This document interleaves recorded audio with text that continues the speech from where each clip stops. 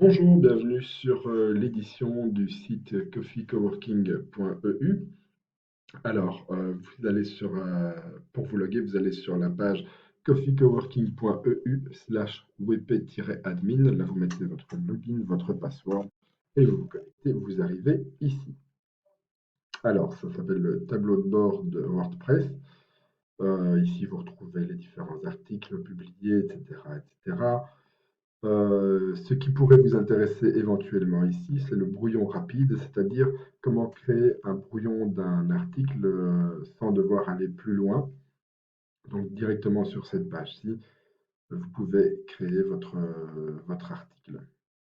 Alors, mais si on veut le faire un peu mieux que un simple brouillon qu'on enregistre comme ça à la volée, vous trouvez ici dans la colonne les trois choses que nous allons éditer sur ce site, c'est-à-dire créer et éditer des articles, créer et éditer des événements et créer et éditer les membres de l'équipe, c'est-à-dire les coworkers dans notre cas. Alors, pour un article, vous cliquez soit dessus, soit tous les articles et vous retrouvez alors tous les articles qui sont déjà présents sur le site. Alors, pour le moment, il y en a trois. Vous pouvez les modifier, faire une petite modification rapide, c'est-à-dire changer le titre, changer la date de publication, par exemple, ou autre. Pardon. Vous pouvez également les supprimer, bien sûr, etc., etc. Alors, vous avez le bouton Ajouter pour ajouter un article qui est le même que celui-ci, Créer un article. Alors, ce bouton Créer, le plus Créer, il est affiché partout sur le site, ce qui vous permet rapidement, où que vous soyez, d'aller commencer à créer soit un article, soit un membre de l'équipe, c'est-à-dire un coworker ou un événement. Le reste ne nous intéresse pas dans ce cas-ci. Alors, je vais donc ajouter un article. Voilà. Et je vais commencer à créer mon article. Alors, ici vient le titre de l'article. Voilà. Alors, ici, on peut mettre un petit peu de texte que je prends. Voilà. Alors, un petit conseil, évitez de copier-coller directement de Word. Si vous désirez le faire, pensez peut-être à passer par le Notepad que vous trouverez dans vos accessoires. Voilà, le Notepad ou autre, mais quelque chose qui nettoie en tout cas votre. Voilà, ça c'est le simple Notepad si vous souhaitez. Quelque chose qui nettoie un petit peu votre texte, parce que Word est un éditeur de texte qui parle assez mal avec les éditeurs en ligne, tels WordPress ou autre. Voilà, donc vous avez mis votre petit texte. Vous voulez faire un lien, par exemple, sur cette phrase. Vous sélectionnez la phrase. Vous avez le bouton Insérer un lien, qui est le même que dans Google, dans Word, par exemple. Et là, bien, vous faites votre lien simplement. Ici, on va faire un lien vers google.be. Voilà, appliquer. Voilà. Qu'est-ce qu'on pourrait faire d'autre? Je vais vous afficher voilà, le reste du. Donc, ce petit bouton-ci, pardon, ouvre le reste de l'éditeur où vous pouvez carrément mettre un texte en couleur, ce que je déconseille puisque la charte graphique du site est faite et doit rester figée. Si vous ne touchez à rien, bien le texte s'affichera dans la bonne couleur, la bonne police, etc., etc. Mais bon, on sait jamais. Par contre, si vous voulez faire une liste à puces, voilà, je tape mes différents éléments et je viens en faire une liste à puces, etc. Soit c'est le même éditeur que dans Word. Je vais faire un titre, par exemple, un titre de niveau 2. Eh bien, je tape mon mot et puis je peux venir choisir dans les headings pour mettre mon titre. Et puis je vais remettre encore un texte en dessous de celui-là. Voilà, voilà. Ici, je voudrais mettre une image, par exemple. Alors, je me place où je souhaite mettre l'image. Et là en haut, j'ai le bouton Ajouter un média. Alors, si je clique sur ce bouton, j'arrive soit dans envoyer un fichier, c'est-à-dire que je vais venir glisser le fichier directement dedans, ou dans la bibliothèque de médias. Alors, dans WordPress, il y a une bibliothèque qui reprend tous les médias du site, c'est-à-dire tous les images, mais aussi les PDF, les fichiers son ou les vidéos, même si on le souhaite. Tout est stocké ici dedans. Alors, si je veux ajouter un nouvel élément, eh bien, je peux prendre, insérer des fichiers, voilà, et puis je prends un élément de ma bibliothèque. Voilà, je vais essayer de trouver une image, si j'en ai une sous la main.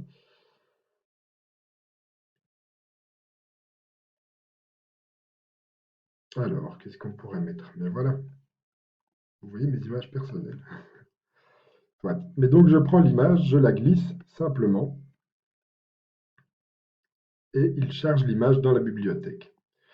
Une fois qu'elle y est, je vous conseille de lui donner un titre pertinent, c'est-à-dire le titre qui correspond à l'image et qui correspond au contenu dont vous parlez.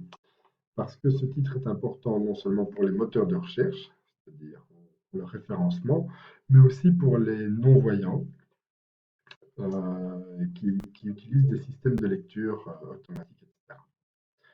Donc voilà, on le met, on laisse simplement le reste. Alors il y a juste un petit bout qui pourrait nous intéresser, pardon, mais qu'on ne va pas utiliser, on va l'utiliser après. Bon, je suis désolé. Alors, j'insère cette image dans l'article. La voilà, elle est arrivée. Maintenant, je voudrais qu'elle soit un petit peu mieux disposée. Alors, je peux soit l'aligner à droite, pas d'alignement, la centrer ou l'aligner à gauche. Alors, je vais l'aligner à droite simplement. Voilà. Elle vient donc se mettre à la droite du texte, très proprement. Mais alors, si je me dis oui, mais je voudrais qu'elle soit un peu plus grande, ben, il suffit de la bouger. Voilà. Alors ici, j'ai juste élargi une image qui, je pense, est un peu trop petite. Donc, je l'ai étirée, c'est pas idéal, mais soit. Voilà. Mon article est terminé, je vais maintenant le publier. Alors, on va voir un cadre important qui est celui-ci, le cadre de publication. Alors, j'ai soit enregistré le brouillon, ce que je vais faire de ce pas, voilà, comme ça, ce que j'ai fait n'est de toute façon pas perdu. Alors, j'ai ensuite les différents états, c'est-à-dire soit le brouillon, soit en attente de relecture. Alors, en attente de relecture, vous pourriez imaginer désigner quelqu'un qui relise cet article, etc. Mais ici, faisons simple. Voilà, il est juste en brouillon. Alors, la visibilité. Votre article peut être public, évidemment, ce qui est un petit peu le cas sur notre site. Mais vous pourriez également le protéger par mot de passe.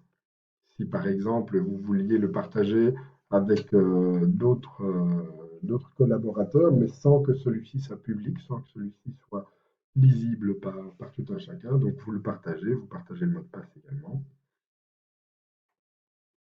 Ou alors vous pouvez le mettre en privé. En privé, ça veut dire qu'il n'y aura que vous qui pourrez le lire. Ça vous permet par exemple de terminer, de tout enregistrer, etc. Et d'attendre un feu vert peut-être pour le publier en public. Alors, vous avez aussi une option de publication différée. Alors, par défaut, il le publie tout de suite, mais vous pouvez également changer la date et l'heure de publication, ce qui peut être très avantageux si vous voulez préparer quelque chose, mais qui ne doit être publié qu'à un certain moment. Vous ne devez pas être derrière votre PC au moment de l'envoyer. Alors, pour la partie publiée, nous en avons terminé. Pour le format, on laisse par défaut sans souci. Pour la catégorie, alors pour le moment, il n'y a pas de catégorie, à part les événements, puisque les articles que nous avons publiés traitent toujours d'un événement. Alors, on pourrait rajouter des catégories. Pour le moment, on ne le fait pas, simplement parce qu'on n'a pas défini de catégorie à la base du projet. Mais si on imagine que voilà, on va publier pas mal autour d'un même sujet, eh bien on peut créer une nouvelle catégorie, créer la catégorie test. Alors, les catégories peuvent aussi avoir une hiérarchie, c'est-à-dire test pourrait être l'enfant de events par exemple. Voilà, je clique dessus, je fais ajouter une nouvelle catégorie. Nous verrons après où elle a été ajoutée. Les étiquettes, c'est pour faire encore une navigation supplémentaire. Pour le moment, on a décidé de ne pas en utiliser. Alors, il reste une dernière chose assez importante, c'est l'image mise en avant. C'est-à-dire la petite image qui apparaît en haut de la page, sur la page du blog, où on va choisir les différents articles. Chaque article est illustré par une image, et c'est cette image-là. Attention, c'est aussi cette image-là qui apparaît sur les réseaux sociaux si vous partagez l'article. Donc, elle est assez intéressante. C'est assez important d'en mettre une, sinon les réseaux sociaux vont essayer de trouver n'importe quelle image sur le site et ça peut parfois donner des bizarreries. Donc voilà. Ici, ben, simplement, je reprends l'image que j'avais déjà mise dans l'article. Je l'ajoute. Vous voyez, il l'a ajouté ici. Mon article est prêt. Je peux le publier. Alors ici, on a toute la partie SEO, c'est-à-dire si on veut changer l'article, le titre, si on veut changer le petit texte qui apparaît dans Google au moment de la recherche. Voilà, ça, on va un petit peu plus loin. Mais normalement, vous n'avez pas trop à y chipoter. Et vous pouvez ensuite publier votre article. Voilà, vous êtes très fier de votre article et vous le publiez.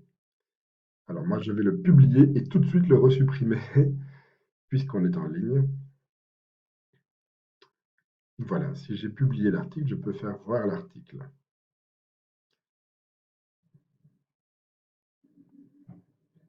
Et là donc, il apparaît tel que je l'ai écrit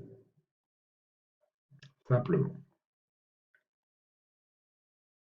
Voilà, alors je reviens vite en arrière pour ma part, puisque je vais le supprimer. Je voulais encore vous montrer une petite chose à propos des articles, c'est-à-dire qu'avant de le publier, vous pouvez également prévisualiser. C'est-à-dire, même s'il n'est pas publié, vous pouvez juste cliquer sur prévisualiser, il vous ouvre une deuxième fenêtre, un deuxième onglet, pardon, et il vous montre comment sera l'article une fois dans le site. Voilà. Donc ça, vous pouvez le faire sans avoir publié l'article, ce qui est assez intéressant. Voilà. Maintenant, je retire mon article puisque dans ce cas-ci, il ne doit pas apparaître. Voilà pour les articles. Je crée maintenant une vidéo suivante pour les événements et j'en ferai une dernière pour les membres de l'équipe. Merci et à tout de suite.